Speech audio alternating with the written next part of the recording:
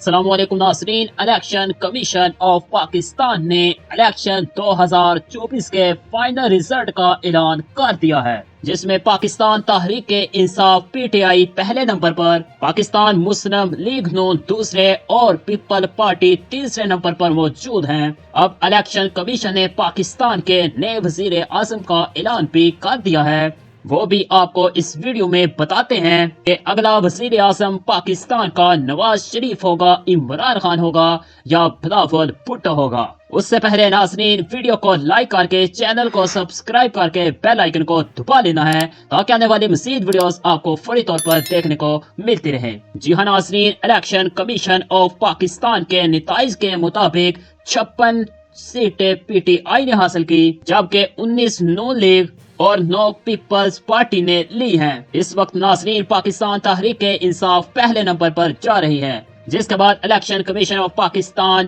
تحریک انصاف کو وزیر اعظم بنانے میں کامیاب نہیں ہو سکے گی، کیونکہ الیکشن کمیشن چاہتا ہے کہ وزیر اعظم نواز شریف بنے۔